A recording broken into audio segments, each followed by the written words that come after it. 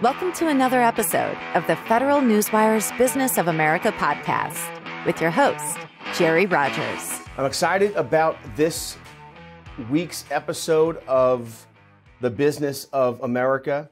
Again, what we do here on this podcast is talk to the doers, the innovators, the men and women, the scientists, the entrepreneurs who are in the arena, who make America work, who make science work, who make markets work, who allow us to live the lives we live. And today we are joined someone very special who I'm just getting to know now and understanding his business and his company, Soleno Therapeutics.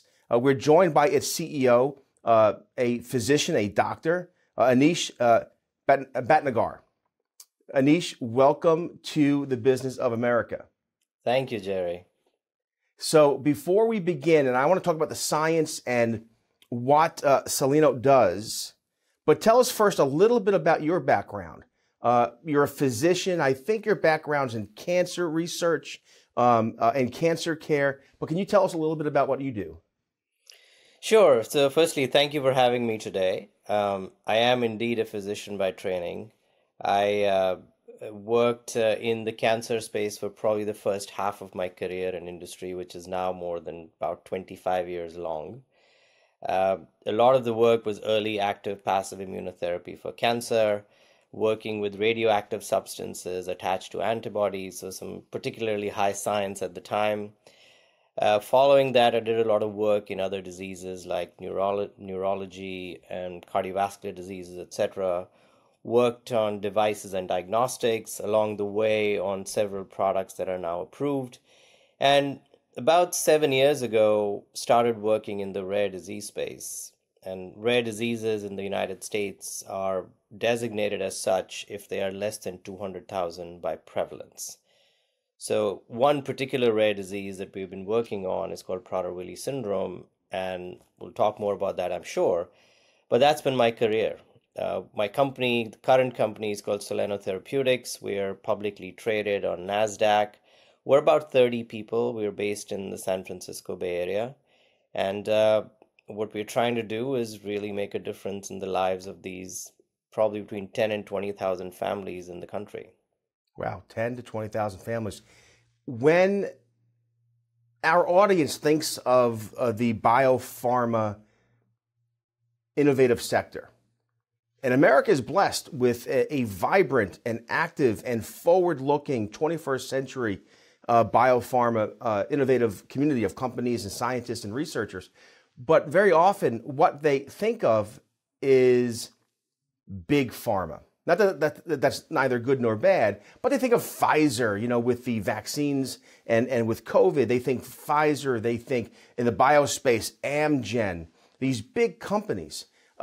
Your company, 30 individuals working to serve a patient community between 10 and 20,000. This is something that I want our listeners, our viewers to understand, that there is this space in the biopharma sector that is different than and operates different than big pharma, so to speak.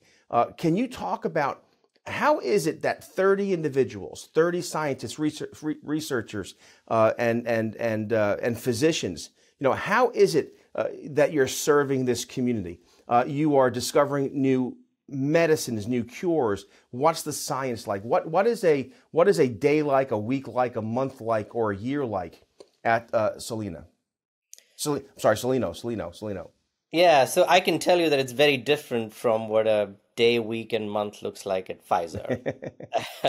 We and many other companies like ours do a lot of the high-risk work that is happening in this space today. Yes. So when you look at treatments for small populations or treatments that have a low likelihood of success but can make a big difference, over the last, decade, 2 decades, a lot of this research and development, the early stage work, is being transferred to companies like ours.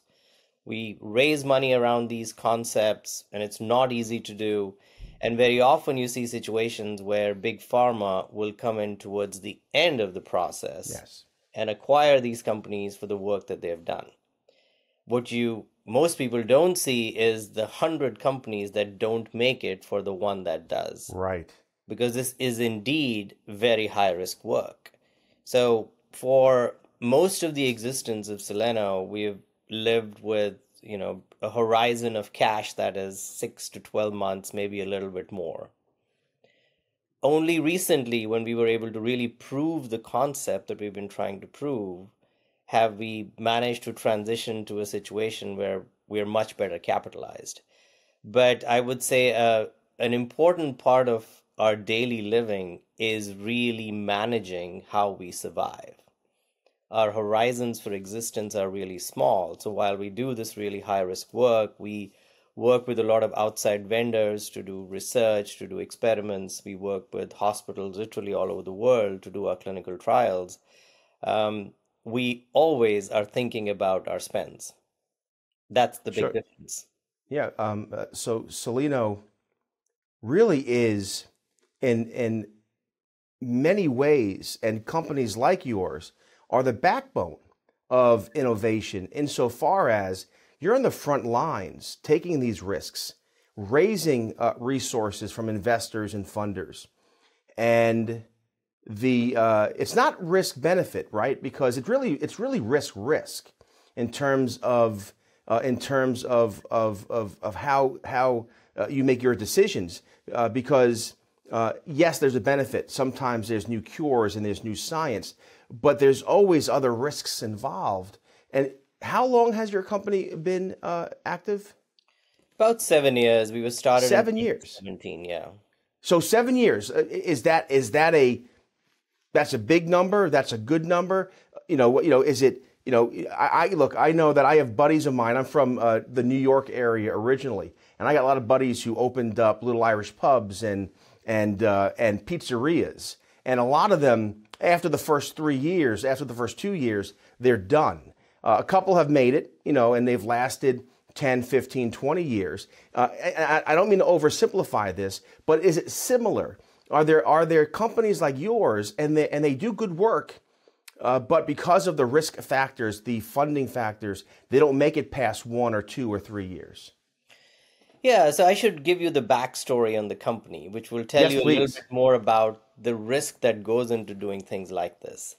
So I joined a company called Capnia in 2007, which is a really long time ago. And we were working It doesn't feel that long to me. In our lives, that's a long time. Yes. What we went through in those years is a long time. So I joined a company that was working on a late-stage development program for treating migraines. Big problem. This was a relatively simple solution, very attractive. After a few years of work, it was clear that it was not good enough.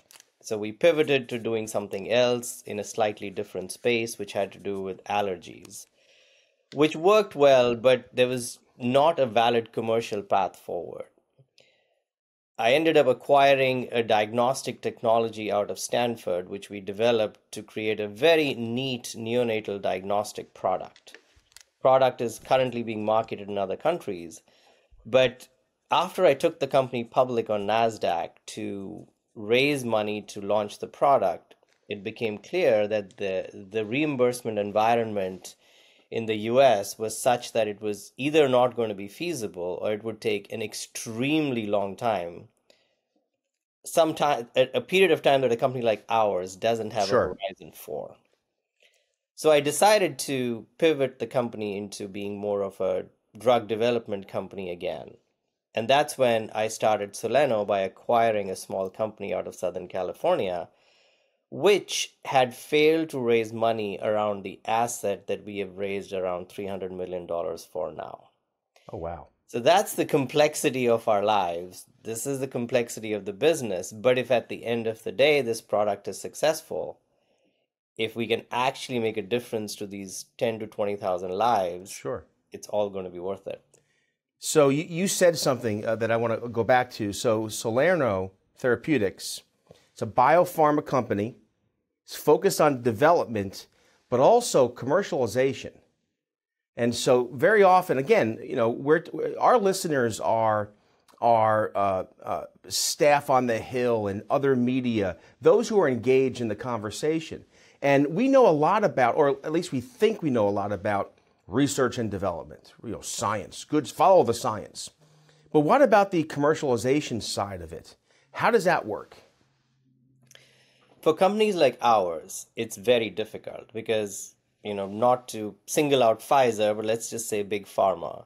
Big Pharma has, hundreds of people involved in different aspects of developing the drug from very early on. And that includes people who are experts in commercialization, so marketing, development, payer access, those sort of things. For us, none of our 30 employees to date are commercial. It's only now that we will be bringing on people who have commercial expertise, because we need to be absolutely sure before we spend the money on commercial development that we have a real product. Tell us about the patient community you serve, their families, what disease a group, what patient group, what are they suffering, how are they suffering, and how do you help? So Prader-Willi syndrome, PWS, is the disease that we serve. It's a genetic disease that happens by chance or spontaneously in about 1 in 15,000 live births. The birth incidence is the same regardless of geography or ethnicity. So it happens the same prevalence wherever you are.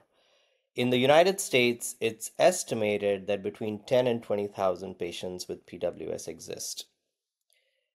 Interestingly, the disease is diagnosed very close to birth because these babies are born with very low muscle tone. So they're floppy babies. So you pick them up in the palm of your hand and they kind of drape over on both sides. So it's very obvious that there's something wrong. And they will invariably end up in the neonatal intensive care unit. The doctor is going to run a bunch of tests on them. And one of the tests is going to be a genetic test for PWS. So these families will be told very close to the time of birth that they have a child who has PWS, but there's not much that can be done for them. They all get growth hormone because they're short of growth hormone, so it normalizes their stature. But the true hallmark symptoms of the disease start to develop when these kids are 3 or 4 years old. So they develop a disproportionately high amount of body fat and low lean body or muscle mass. And by the age of 7 or 8, most of them will develop something called hyperphagia. That is the hallmark symptom of this disease. And it's an insatiable desire to eat. It's your brain telling you you're starving, even while you're eating. So these kids and young adults, left to themselves, can eat themselves to death. 4 pizzas, wow, as many cookies, sometimes things that are not even food, because their brain is saying they're starving. The only thing that can be done for this today is to restrict access to food, which means these families live with locked kitchens, locked pantries, alarms, motion-activated cameras, so these kids don't get access to food. If your brain is telling you you're starving and you restrict access to food, you can imagine that you get aggressive, destructive. So these kids have very significant behavioral abnormalities, and these families live in the fear of extreme outcomes like 911 calls made from schools, visits to ERs. And as I said, left to themselves, there are rare situations where these kids will get access to food and their stomach will rupture and they can even die from it. Wow. So it's a truly horrible disease with no treatments available for it.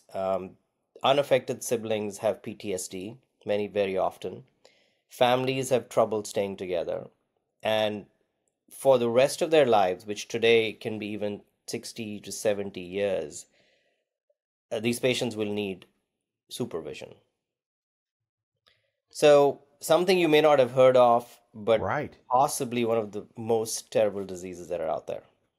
And how does your science, what you're doing, how does this treat or how does this affect the symptoms? How is it that you're engaging this disease? So we have a once-a-day pill called DCCR, and this pill appears to act on a part of the brain which is creating this appetite. So there's a part of the brain called the hypothalamus, which secretes a peptide called the NPY, and we believe that we can decrease the production of that peptide. And we also seem to have this drug that works in other parts of the body to decrease body fat, increase muscle mass, and improve other metabolic parameters. So we've treated a number of patients in trial to date, and the drug appears to have a very significant effect on managing hyperphagia. It appears to improve a lot of the behaviors. It appears to improve the body parameters. And the anecdotes that we've heard range from, kids in middle school who are normally in special classes can be mainstreamed. We have a handful of kids who have actually gone to four-year colleges and appear to have the ability to live relatively independently. We have some examples of kids who've lost 30, 40 kilograms of body fat. But most importantly, we seem to be able to normalize the lives of these kids and these families enough that they can exist like normal families. It seems to me that this is a miracle. I mean, a modern medical medicine miracle. And I understand that no medicine is perfect. No medicine interacts with every person the same way, right? Personalized medicine are how our bodies are made up.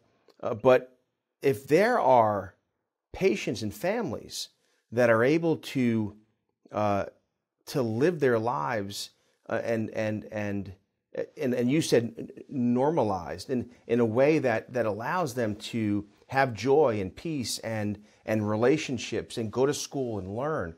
Again, this is miraculous. This is science that you would think about on Star Trek or this kind of futuristic. How is it? Is this typical in terms of, we hear about medical progress and I find I think all scientists are optimists. At least the scientists and the physicians that I've engaged with, they're optimistic about the future in science, which gives me hope. This also gives me hope. This is a reason to be optimistic. What's next? How do these patients stay on the medicine? Are you partnering with the public health community or others to make sure, or at least everyone who should have this medicine is getting this medicine? How does that work? That's a harder one. So, firstly, we're not trained to call our work miraculous. I would say that I'm sorry. A drug that is efficacious in treating the disease. Yes. But unfortunately, that's not enough. The only people we can treat today are the ones that are in our clinical trials. And that's a small number. And, it's a very labor and capital intensive process that we go through to get FDA approval. The only way the drug becomes available to all with the disease is once it's approved by the FDA, assuming it is approved by the FDA. So as I was telling you, we ran a trial recently that reported very positive results just a few weeks ago. And we are hoping to file what's called a new drug application with the FDA by the middle of next year, which means hopefully by early 2025, in the best case scenario, the drug should be available for families with the disease. Well, again, I know it's future looking, and I've spent many years working I was at pharma for many years, and I've been in the health policy space for a long time, and I can't help but talk about these breakthroughs in a more sometimes religious tone. My favorite scripture verse, or one of them, is Hebrews 11:1. I am, now faith is being sure of what you hope for. Now I know in science it's not faith, but I want to be certain that these cures, these new therapies, will be available in years to come. So how does your company, your scientists,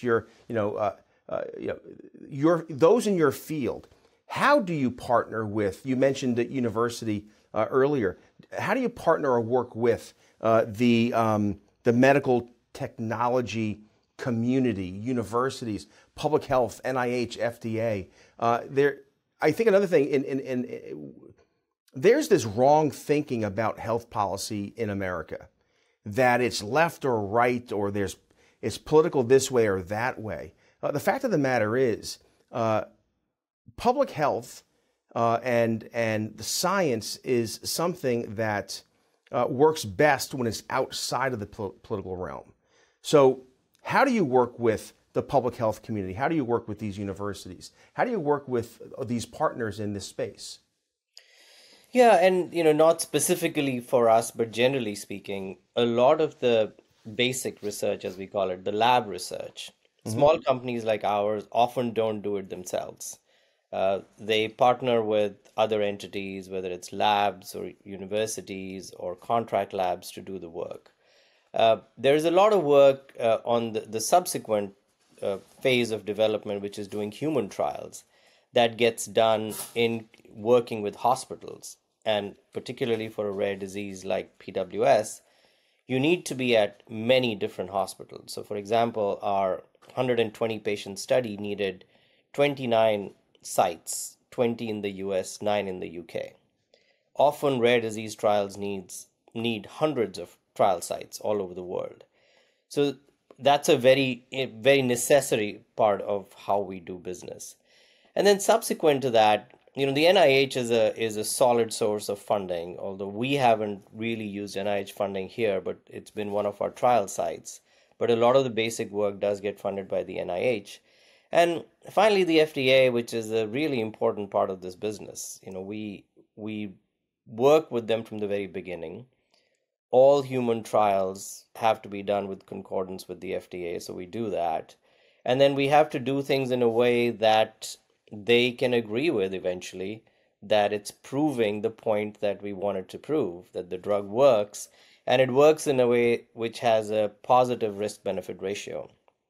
So it's a long journey with many different people, entities contributing to it. And I think you asked the question about, is 7 years a long time? It's actually not a long time. These things can take a very long time to get through. And they're still considered successful, even if they come to fruition, 20 years out, for example. Well, you make a very good point. I mean, during the COVID pandemic, the vaccines from beginning to end, in terms of when the pandemic started and then when vaccines hit the market, was a remarkably short period of time. Now, what people don't understand is a lot of the science into these vaccines had already been done, years and years past. But still, getting a product to market in 10, 11 months was something that was, in some regard, unprecedented. And I say this because we live in an instant gratification culture.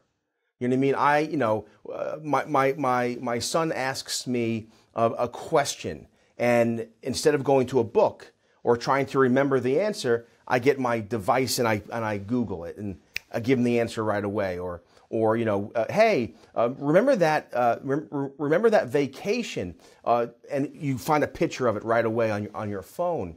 But science isn't that way. Science isn't instant. It does take time. And I mean, even the big pharma companies talk about years of research, billions of dollars in costs that go into that, and then of course, going through the trials and going through science and getting it to market. You're right. It does take a very long time, and we're not conditioned for it. We want instant gratification. We want the cure today. This is a concern of mine. We don't know the conditions or the pandemics, the diseases that haven't presented themselves yet. Science is, like everything else, it's evolving and it's moving, and I'm concerned. I have 5 children, and someday they're going to have families. What is your outlook Now, I've already said that I think scientists are optimists, so I don't want to in any way color your answer. But what is your outlook for the future of medical progress, of medical innovation? Are better days coming?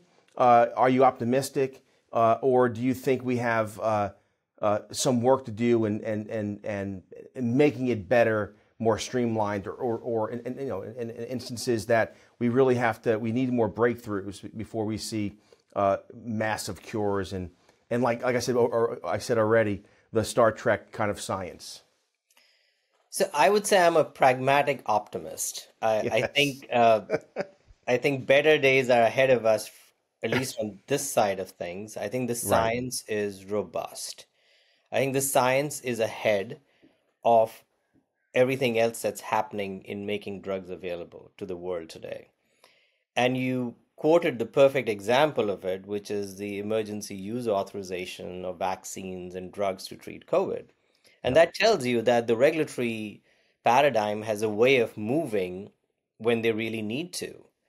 So I think what we need to do is perhaps to create better contextual regulatory paradigms where, depending on what it is that you're treating, depending on what the risk tolerance is, things can get done quicker in a more effective manner.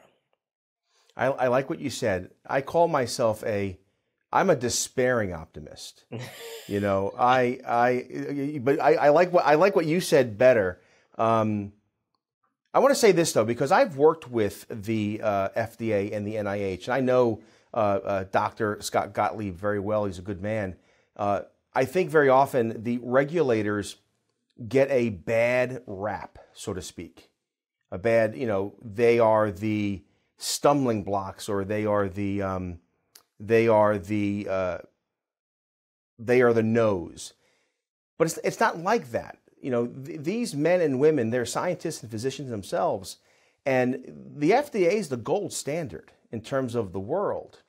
We can support our public health community and also hope that, again, as we move forward, that we have 21st century regulations and standards that fit 21st century medicines. I mean, do you feel sometimes that folks are just too critical or unfairly critical of the regulatory space?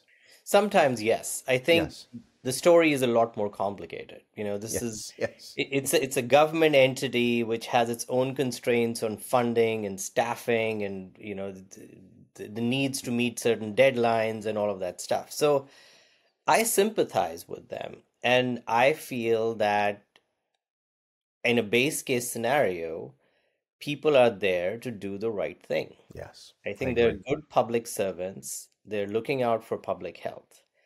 I think what we need to do is to give enough tools to the regulators to conform to what you're describing as the 21st century paradigm of being able to do things faster, better, quicker, whatever is needed at the time.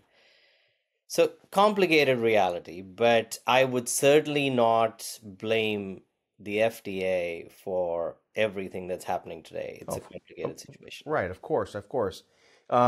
I joke sometimes because I'm here in Washington, D.C. I work in public policy, and I have great respect for those who serve, whether it's members of Congress or those in the administration or those who serve in the public health community.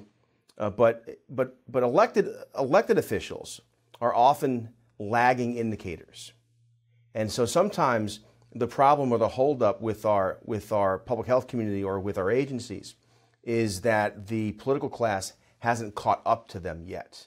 And again, why I'm an optimist or a despairing optimist is because the older I get and the more involved I am in policy, I come across men and women and scientists and physicians like you. I am blessed to talk to innovators like you yourself very, very often. I think that's what keeps me from being more the optimist than being despairing.